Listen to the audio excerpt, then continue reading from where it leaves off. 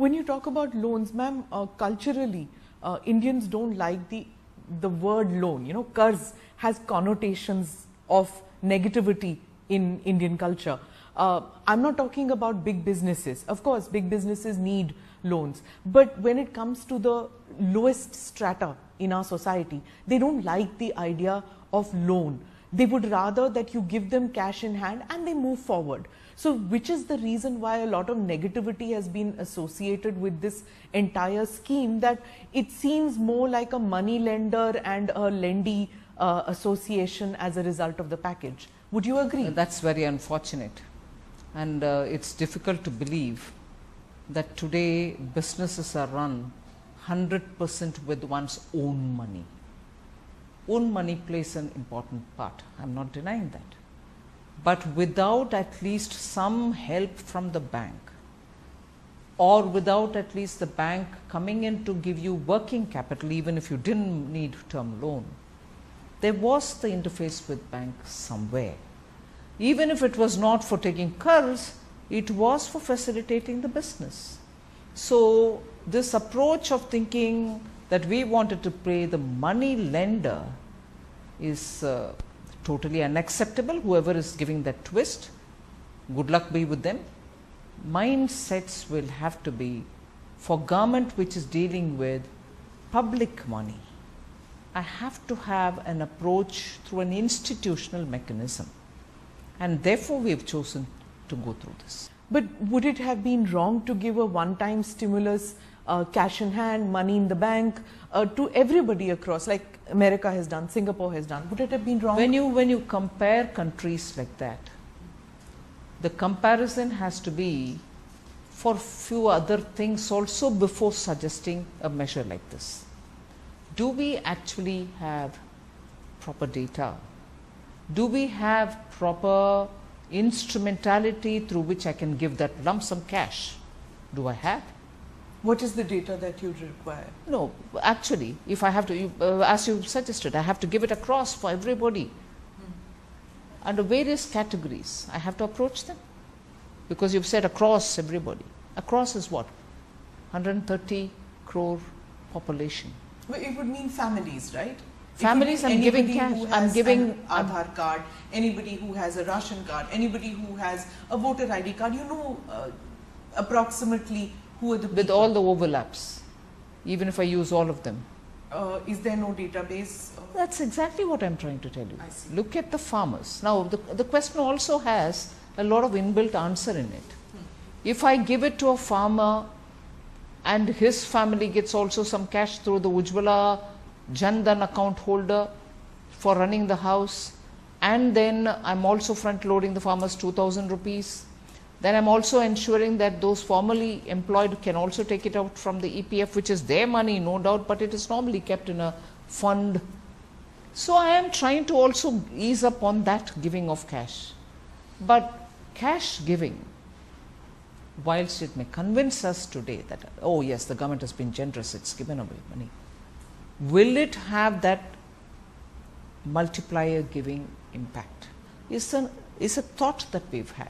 There can be a lot of people who will say, yes, it will have. Immediately they'll go out, buy things, and thereby demand will get triggered. Maybe sense in that argument. But we have considered various different suggestions which came. Also applied our mind. The Prime Minister's Economic Advisory Council is there. It has eminent economists in that. Niti Aayog has eminent economists. Finance Ministry has economic advisors. So all of us have worked together and thought this will be the best.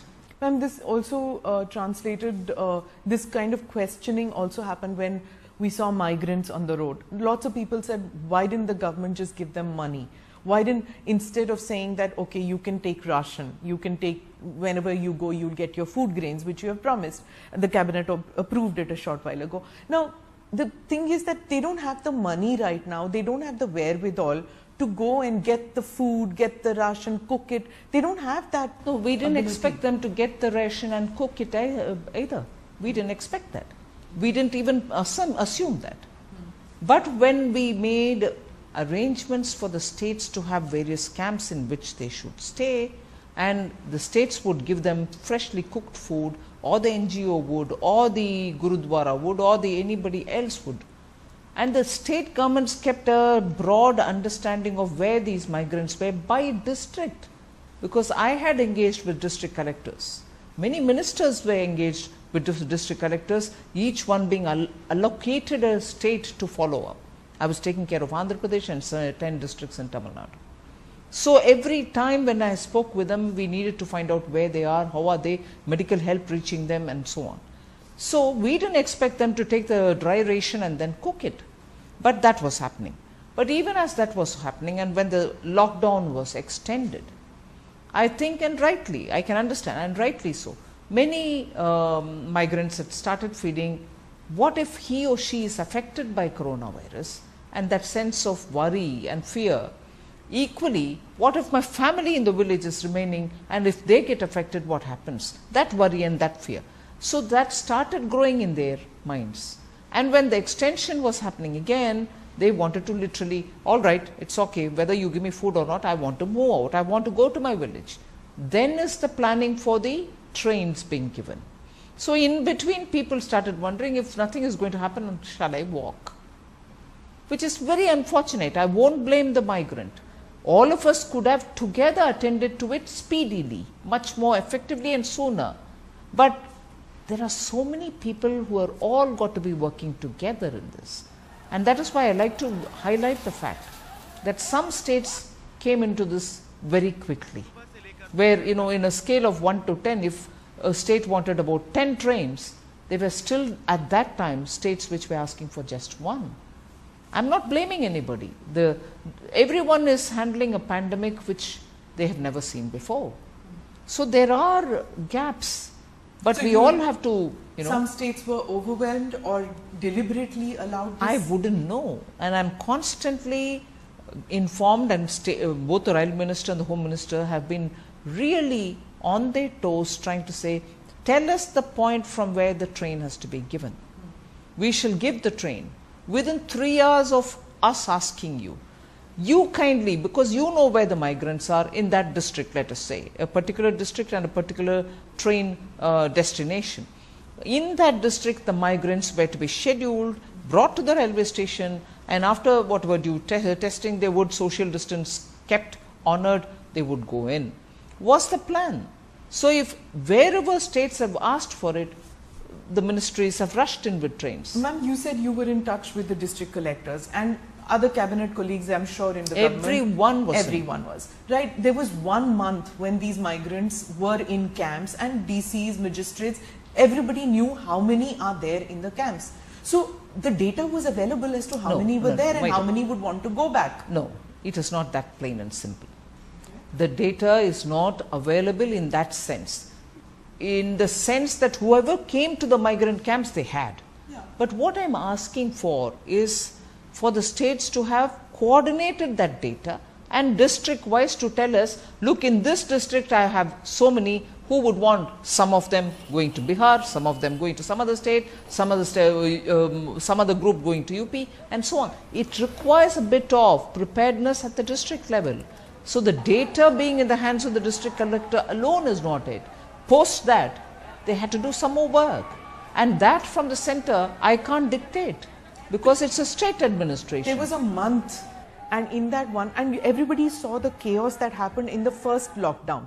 You know, when people from Delhi went to that one bus stand, and there was utter chaos when nobody knew whether Mr. Kejriwal has organized the buses or not, whether the buses are reaching UP or not. Everybody knew by then that migrants want to go back. From that day to the 1st of May, when the train started plying and people started walking, there was 1 month. In that 1 month, where are people supposed to look at as to who was at fault, other than the fact that nobody wanted to help each other? If your effort is to find a fault with somebody, I'm sure the media is at liberty to do it. But I'm more looking at it as all of us will have to be together in this. The reason to find fault is that nobody should fall between the that's cracks. Fine. Right? You may be right in doing that, and I'm not getting into that at all. You may find fault. You may also say, look, you can't repeat this like this. We have to handle this matter better.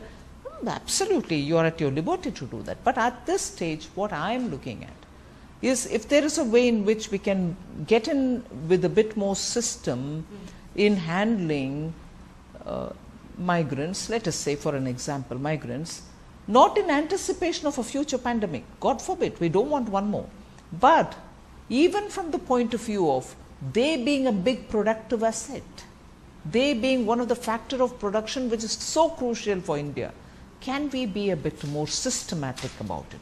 Can we have more data? Can we understand what skill sets are they? Where are they from? Would they be together with the family here, or would they be singly here and the family in the village? Unless at the lowest elected bodies unit, which is a ward in a municipal area, which is a panchayat in a village, wherever there are migrants, I think this country can no longer just say, no, it's not my business, it's a state. No, the state say it's not my business, it's urban local body. The urban local body say it's not me, it's a corporator. It cannot be. As a country, all of us will now have to have, after all, this is Has a country the exercise begun, ma'am? well, now let's handle what is standing before us, and sooner we'll have to do You've something. opened up now, and MSMEs and all have started functioning, but the problem is that the labor isn't there. So there will be again a reverse. Yeah. Reverse migration has happened, now a re-reverse. Yeah. Because those migrants would want to come back. Come back. They're all got cell phones. The owners No, of I these have MSMEs heard from some of these industries, they told me वापस आना है. that they've asked questions from wherever the villages, asked questions about, look, is the lockdown going to be lifted next week? Are you going to commence production immediately? When should I be coming back? Such questions have been asked in the last few days.